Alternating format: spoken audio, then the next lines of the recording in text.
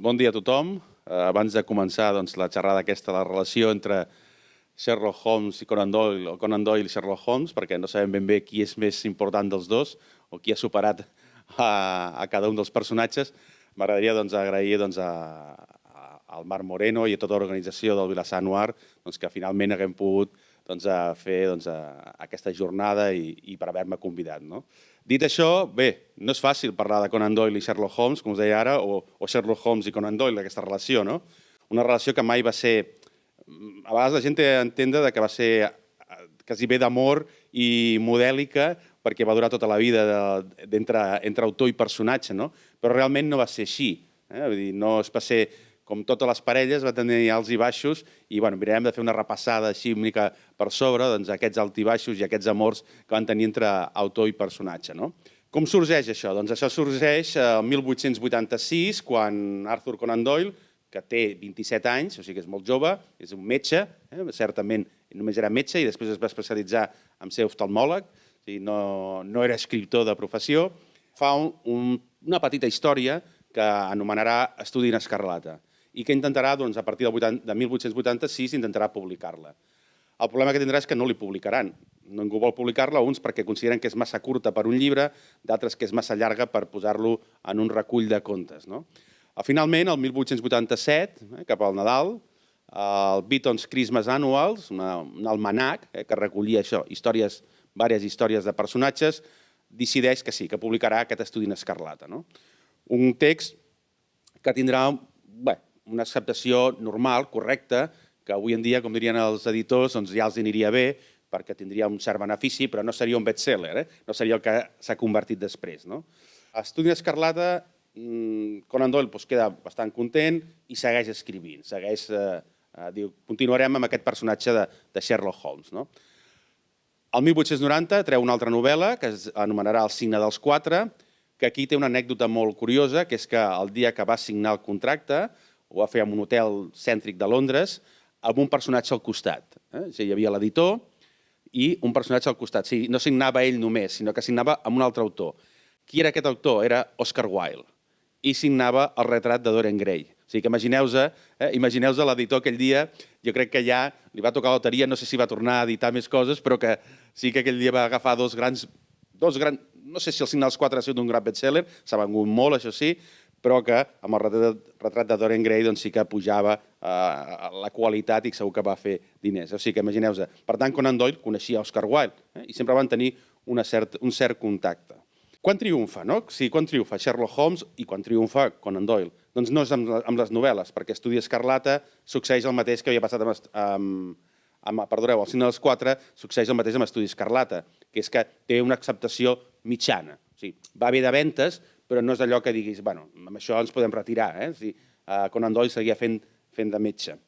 Això triomfa quan hi ha un personatge, en George Newens, que crea una revista que es diu The Strand Magazine, que viurà molts anys, aquesta revista, el 1891, i considera, o li encarreguen a Conan Doyle que, en comptes de fer novel·les, que faci històries petites, històries curtetes, de 10, 15, 20 pàgines, que això a la revista, que sortiran mensualment, es pot vendre molt bé i això enganxarà la gent. I és cert, enganxa moltíssim a la gent, perquè és el que us deia. Són històries petites que tu pots llegir en un moment, abans d'anar a dormir, a la vora del foc. Pensem que estem a Londres, poso Londres com podia ser qualsevol part d'Anglaterra, de finals del segle XIX. No hi ha tele, no hi ha ràdio, no hi ha res de res. Per tant, o llegeixes, si és que saps llegir, o no fas moltes més coses. Per tant, quan la gent que pot llegir o un de la família pot començar a llegir, doncs es posen a la vora del foc i llegeixen. L'èxit és rotund. L'Strand Magazine ven moltíssim. Es calcula, perquè clar, penseu que és això a finals del XIX, per tant les xifres es mouen molt, però es calcula que The Strand Magazine es venia entre 300.000 i 500.000 còpies mensuals. Digueu-vos ara als diaris o a les revistes que surten avui en dia què és el que venen i si els agradaria vendre aquesta quantitat. Però és que això no és tot, sinó que es calcula que podia haver-hi aproximadament 1 milió de lectors mensuals. O sigui que Sherlock Holmes era molt, molt, molt conegut. Sobretot això, a partir de 1891.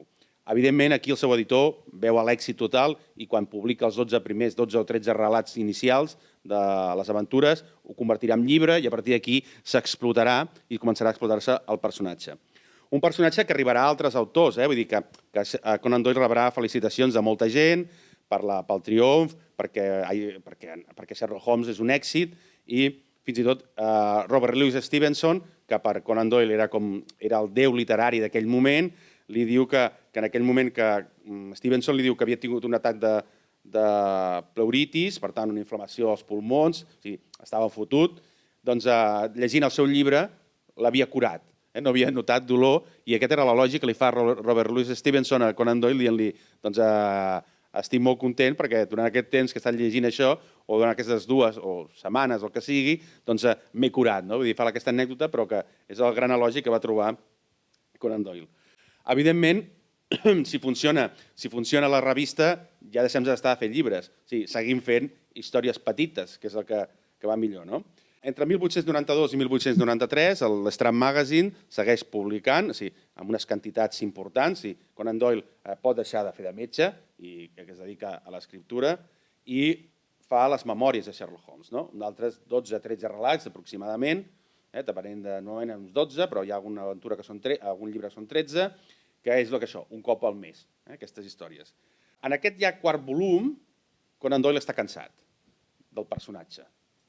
I en canvi, li estava donant un rèdit econòmic brutal. Penseu que menys Estudi Escarlata, que ell es va vendre els drets per 25 lliures, imagineu-vos, per 25 lliures, la resta sí que cobrava drets d'autor. I a partir del segle XX, els drets d'autor ja és una cosa que s'explota a tot el món. Per tant, comença a cobrar d'altres llocs del món.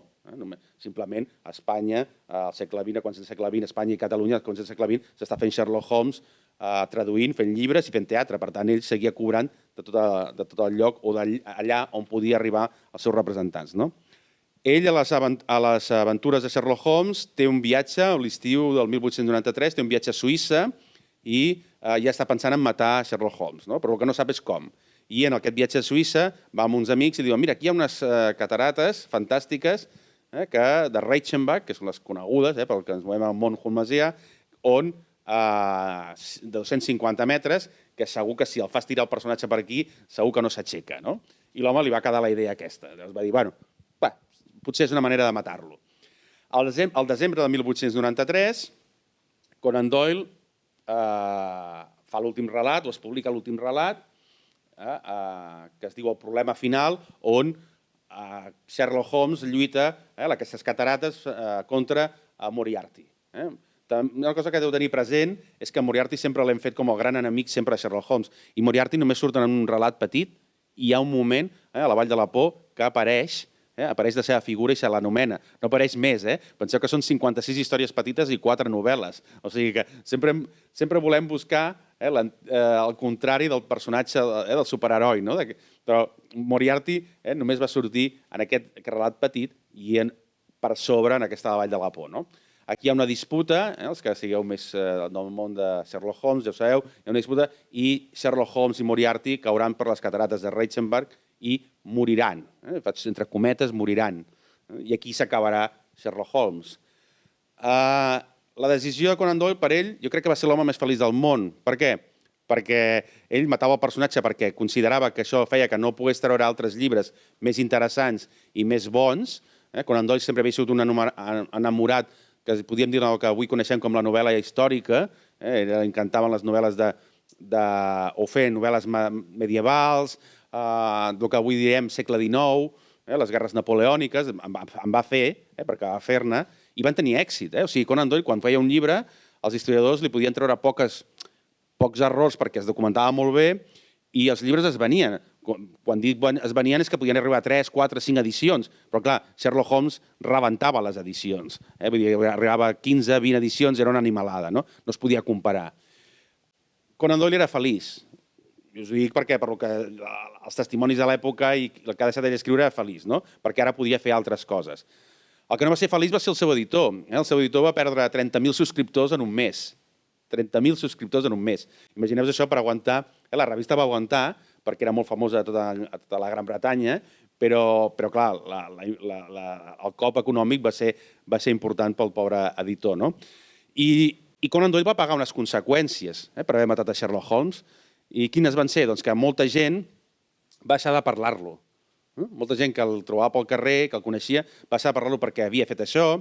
Ell el convidaven a molts actes importants, sobretot londinencs o britànics, el convidaven a molts llocs perquè era una celebritat. Doncs alguns llocs el van deixar de convidar perquè havia matat a Sherlock Holmes.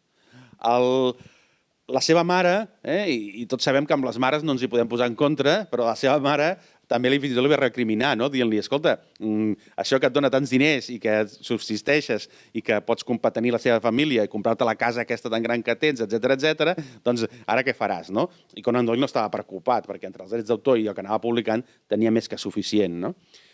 I el que és més curiós encara, que la gent no s'acaba de creure, que és que el dia després d'aquest desembre, quan es publica aquesta història del problema final, milers de treballadors, milers d'obrers no van a treballar a la fàbrica, en senyal de dol. Si imagineu ara els que ens esteu veient, doncs imagineu que un dia no aneu a treballar a la feina perquè el vostre personatge literari favorit s'ha mort o ha decidit que ja no sortirà més i que esteu tristos i no anireu a treballar. Doncs hi ha milers que no van a treballar.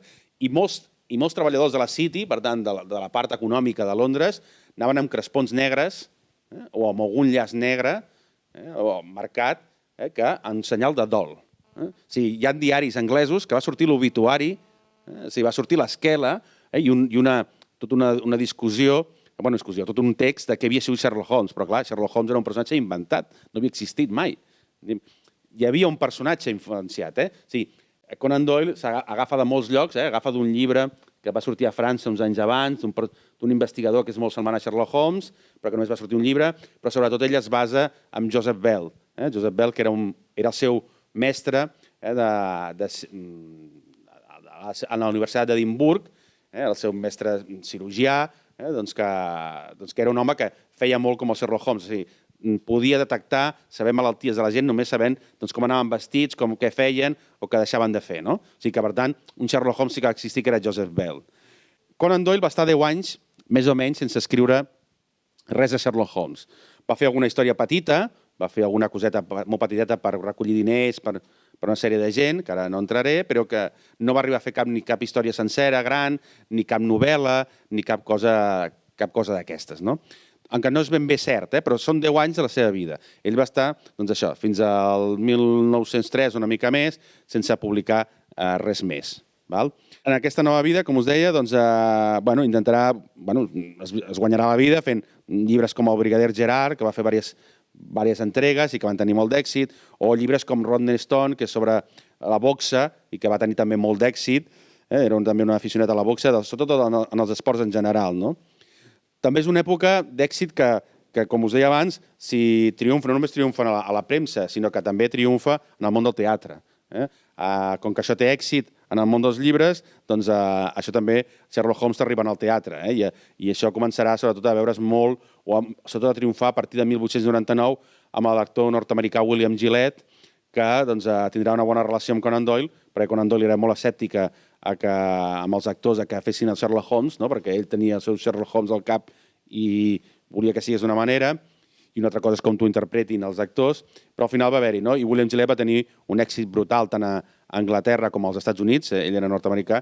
Mireu si va tenir d'èxit que el propi Gillette va arribar a tenir 3 companyies de teatre repartides per tots els Estats Units per poder representar el Sherlock Holmes a tots els Estats Units, imagineu de la demanda que hi havia.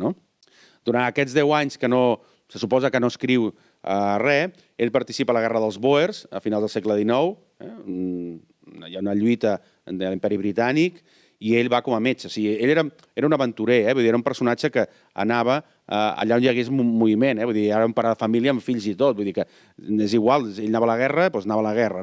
D'aquí sempre, totes les accions que fa, o tot el que farà a la seva vida, pràcticament, sempre hi haurà un llibre. O sigui, Conan Doyle el coneixem per fer els 9 llibres, que és el cànon de Sherlock Holmes, però Conan Doyle té com 25-30 llibres més que no tenen res a veure amb Sherlock Holmes. Vull dir que potser han quedat una mica abandonats, però que hi ha d'ells molt interessants. En aquests també 10 anys es ficaran en el món de la política, sobretot en partits conservadors, perquè era un personatge bastant conservador, en aquest cas en el Liberal Unionist Party, no sortirà, no traurà l'acte diputat. Aquí va tindre, jo crec, un fallo important, perquè ell es va presentar per Escòcia, perquè ell era escocès, tot i que no era un independentista escocès. Això sí que s'ha de tenir clar, que aunque tenia un pare irlandès i ell era nascut a Escòcia, mai es va sentir un independentista escocès i tot això que a vegades algú ha volgut veure, sinó ell es sentia britànic, i aquest component important. D'això que potser, si aneu a Escòcia, no trobareu cap escultura a Conan Doyle. Trobeu una escultura a Sherlock Holmes, però no a Conan Doyle. Curiosament, d'Edimburg no li manté, almenys que la capital, no hi ha cap figura a Conan Doyle. Com us deia, ell fins al 1903 no farà retornar Sherlock Holmes en aquests 10 anys, però no és ben bé cert. Per què? Doncs perquè hi ha un moment que, bé, suposo que hauria de necessitar diners, o creu que potser ha de recuperar el Sherlock Holmes, probablement és que necessita diners per fer alguna cosa important, i rep una oferta per fer una novel·la. La novel·la que ell decidirà és potser la més coneguda, potser el relat que agrada més, no sé, en general a la gent li agrada bastant, que és El gos dels Baskerville. Aquell famós gos fantasmal que es mou per aquells pantans, que apareix i desapareix per les nits, i fins i tot hi ha gent que diu que brilla, i per tant li dona aquesta història més de misteri.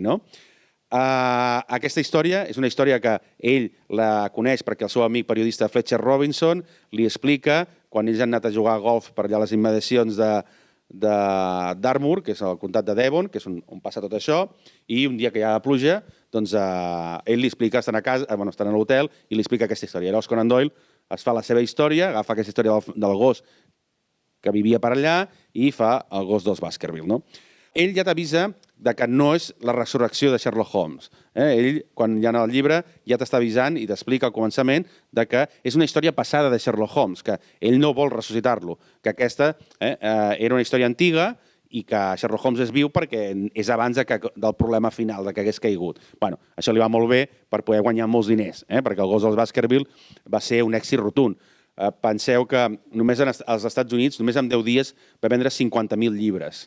Imagineu-vos la quantitat, l'animalada, i a Anglaterra també va vendre moltíssim. El gos sempre ha sigut una de les històries i probablement després el cinema ha representat bastant aquest episodi.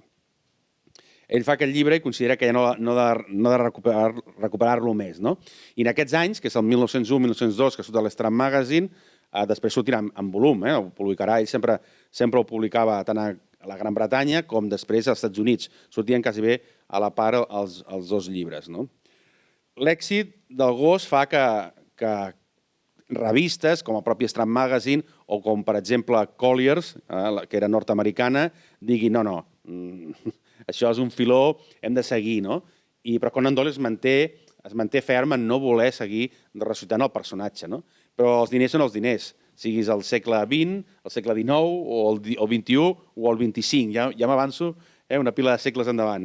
Els diners són els diners i la revista Collier's li ofereix, aquí es mou molt la xifra, entre $4.000 i $9.000 per fer 12 històries.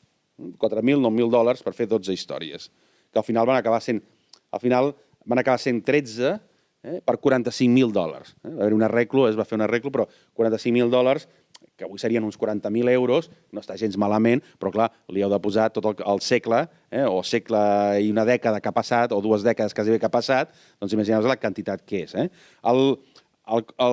Pel tema del gos dels Baskerville, perquè tingueu una idea del que cobrava, el gos dels Baskerville avui seria aproximadament $500.000 de lliures.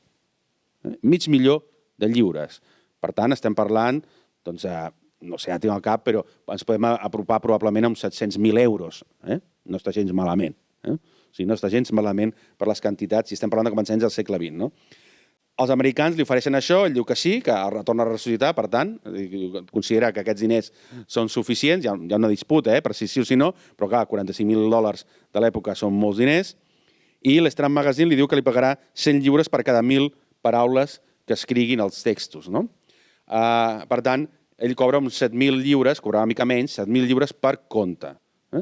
Sumat en tot, cobrarà molt més. A més, Conan Doyle és prou hàbil perquè Collier's ho publicarà, m'ho invento, al gener de 1903, i al febrer de 1903 publicarà el mateix relat de Strand Magazine. O sigui que estava cobrant doble per una sola feina, no? En aquest cas, els dibuixos o les il·lustracions són de Frederick Dorr Steele, Paget, el Sidney Paget, ja no farà, Colliers no farà els dibuixos, però sí que els farà per Strand Magazine, no sempre, perquè morirà entremig de tots els anys de publicació i no podrà continuar-los i hi haurà diversos il·lustradors de Sherlock Holmes. Clar, ara hem tornat a aquesta relació d'amor, no? O sigui, Conan Doyle, quan necessita Sherlock Holmes, doncs el recupera. Però quan és una qüestió econòmica, recupera el personatge i ara tornen a estimar-se. Es tornen a estimar, el llibre té èxit, el llibre El retorn de Sherlock Holmes té un èxit bastant important, que no tant com els altres, però que és important perquè la gent l'estava esperant des de fa molt temps i això continua. Has d'esperar uns quants anys per poder veure alguna altra història. Llavors hem d'esperar fins a l'any 1914, més o menys, que traurà La vall de la por, que traurà una altra novel·la, una novel·la molt estranya, una novel·la dividida en dues parts, que la primera part és tot on Sherlock Holmes ja té un paper, té quasi un paper secundari, que només descobreix, només, ja és important, descobreix l'assassí, i la segona part és explicar, la segona part de La vall de la por és explicar per què passa, per què aquests assassins ho fan. Hi ha una història abans, llavors ho fa al revés. Explica tota la història, a la segona part explica tota la història de per què s'assassinen a les persones que s'assassinen a la primera part. I va tenir un èxit relatiu. Sempre hi havia èxit. Sherlock Holmes sempre venia. Entre 1905 i 1917, que és un altre dels volums que traurà, treu, com us deia, La vall de la por i traurà El darrer cop d'arquet, que és com li diem nosaltres, per exemple, ara, jo personalment participo enviant edicions en aquests epílegs que faig i amb les traduccions del Xavier Zambrano. El Xavier li ha posat el nom del darrer cop d'arquet. En castellà trobareu com Su último saludo, La última reverencia, perquè el llibre és He last bow, i aquest bow pot ser un arquet d'un arquet de violí, ja sabeu que Sherlock Holmes tocava violí, o pot ser una salutació, un bow. O sigui, té un doble significat i, per tant, es podia jugar. Quina importància té en aquests anys, aquest Sherlock Holmes, que van sortint petites històries. Ara aquí Conan Doyle ja no té la pressió ni té la força, o no es veu obligat de publicar una història mensualment, sinó que les històries aniran sortint cada un any, 2 anys o 3 anys. Per tant, això feia que els lectors encara estiguessin més nerviosos i volguessin més text, volguessin encara més textos de Sherlock Holmes i, per tant, Sherlock Holmes estava a l'ordre del dia. Durant 1905-1907, Conan Doyle tornarà a intentar el món de la política, tornarà a fracassar. El primer cop, no he acabat d'explicar, és veritat, ara he recordat que no havia explicat, que el primer cop que s'havia presentat es va presentar per Londres i no s'havia presentat per Escòcia, que és el que molta gent li havia dit, presenta't per Escòcia, que tu ets escocès i aquí et coneixen molt més i, per tant, triomfaràs més. No, va voler presentar per Londres, que no tenia la força per poder guanyar. I, a més, li van fer una campanya bruta, com una mica també a la segon cop que es va presentar, i no va guanyar, com a la primera ocasió. Ell, en aquest moment, també la seva dona, des del retorn fins al darrer cop d'arquet, ell, la seva primera dona, mor de tuberculosis, després d'estar 13 anys malalta, i ell, l'any següent, no arriba ni, o quasi bé només un any, es casa una altra vegada, es casa amb la seva mèdium, que serà una de les coses importants entre el món de Conan Doyle, i que amb el temps anirà veient alguna història de Sherlock Holmes. Hi ha una història aquí, en aquest volum del darrer cop d'arquet, que surt la paraula vudú. Ja s'utilitzen bé coses ja més misterioses, probablement és dels primers cops, si no és el primer, on surt una història amb la paraula vudú. Comença a haver-hi coses això, de misteri, d'esperits, si la figura de la Lecky, que és la segona dona i que és espiritista, doncs ja és important per Conan Doyle. En aquests anys també Conan Doyle es ficarà com a investigador. Ell sempre va voler investigar molts casos de veritat. Aquests casos de veritat, doncs, bueno, els més famosos potser són el del George Edalji i el d'Oscar Slater, que la seva participació i la seva tossuderia farà que demostrarà la innocència real d'aquests dos personatges. Estarà a favor de la llei del divorci, en part perquè ell, com que acaba morint la seva dona i es vol casar amb l'altra, doncs aquí sí que hi ha una defunció i ja pot casar-se, però la seva segona dona sempre estarà i era molt temps passejant per casa dels Conan Doyle, per tant, les dues dones es coneixien.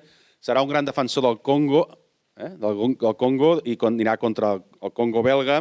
Per tant, o sigui que és curiós que vulgui defensar a la gent del Congo quan el seu gran imperi havia destruït i havia arrasat a la Índia. Conan Doyle va estar a Barcelona, no em puc allargar molt més, però sí que va estar el 26 de setembre de 1909, estava fent un viatge de plaer per Portugal i el Marroc, plaer i conferències, perquè això ho feia molt, i va estar un dia, que sí que es puc dir que va estar a les cases consistorials, a la Diputació, a la Catedral, va estar a Santa Maria del Mar, al Palau de la Música i al Tibidabo, perquè hi ha un llibre de l'any 28 que parla de que està a Portugal i diu aquesta visió només es pot comparar amb una muntanya que hi ha a San Francisco i el Tibidabo. O sigui que també va estar al Tibidabo, Conan Doyle. Imagineu-vos si hi va coses. El seu èxit va seguir mantenint-se, va ser durant molts anys, per exemple, El món perdut, que és un altre dels grans llibres que la gent recordarà, i pel·lícules, del professor Challenger, que va tenir seguiment. Va ser un gran seguidor, va participar molt en la Primera Guerra Mundial, ell no físicament lluitant, perquè per edat no podia anar, però sí que va anar al front com a periodista i va fer diversos llibres, va arribar a fer tota una visió de 6 volums de la Primera Guerra Mundial, 6 volums importants, en va fer d'altres, però sobretot té com una història de la Primera Guerra Mundial molt gran, i la Primera Guerra Mundial, com molts editors, escriptors, que després han marcat, jo crec que és un dels moments més apassionants de la història, que després han deixat amb novel·la, novel·les de la Primera Guerra Mundial, doncs ell també té pèrdues, com a Poppy Kipling, que havia perdut un fill, doncs ell perd 2 cunyats, 2 nebots, perd el seu fill Kingsley, que havia sigut ferit a la batalla del Somme, la batalla probablement més cruenta de la Primera Guerra Mundial, i s'havia recuperat, però la famosa grip espanyola el mata. Sí, el Kingsley morirà per una pneumonia, per la famosa grip espanyola, però suposo que hi ha part d'habilitat per totes les ferides que hi ha tingut de guerra, i perdrà un dels seus germans, l'Ains, que havia tingut una gran responsabilitat militar, doncs això també l'havia matat, també la pneumonia o aquest cop. Per anar acabant, això que us deia, el darrer cop d'arquet, que fins al 1917 hi ha temes rellevants com que la dona pugui divorciar-se, el tema del vudú, que us deia que el món del misteri, dels fantasmes o coses ja, no sé si paranormals, ja comencen a aparèixer en Sherlock Holmes, aquest món de l'espiritisme ja està present. Encara hi haurà un darrer llibre. Després del darrer cop d'arquet hi haurà l'arxiu, alguns diuen l'arxiu de Sherlock Holmes, que són històries que aniran entre l'any 21 i l'any 27.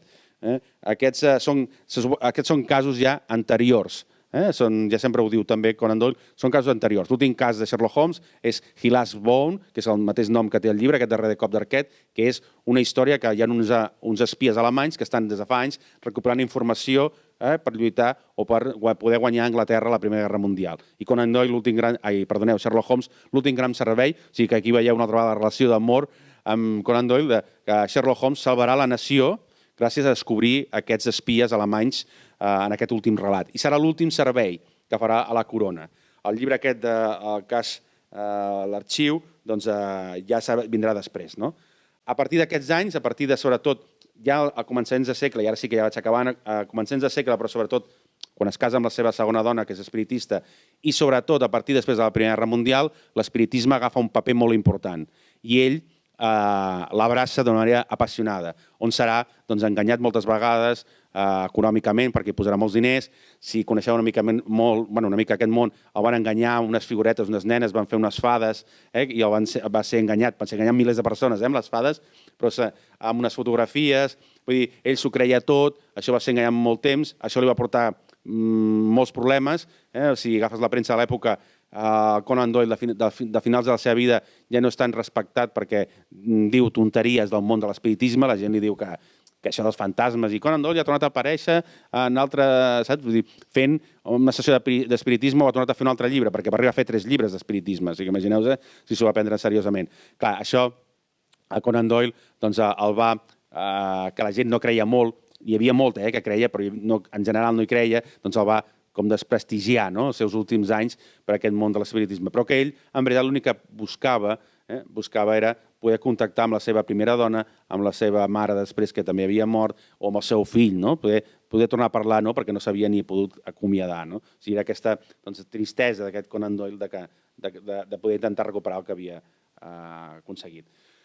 Ara sí, qui va superar? Doncs home, jo estic convençut que si anem a Londres, fins i tot no cal anar aquí, sinó a Londres, i posem una fotografia de Conan Doyle i d'una Sherlock Holmes, probablement ens emportaríem la sorpresa que la gent coneix més a Sherlock Holmes i aquest senyor del bigoti del costat no sabem qui és.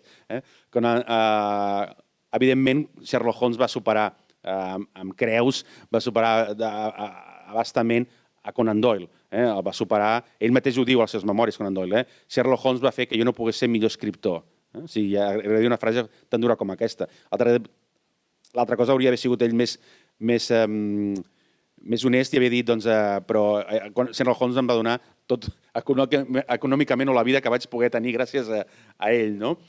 Però és evident que Conan Doyle ha quedat, bueno, sí, és el creador de Sherlock Holmes, ha quedat més abandonat i que al fi i al cap Sherlock Holmes ha viscut al segle XIX, XX i crec que li queden molts anys de vida. Moltes gràcies.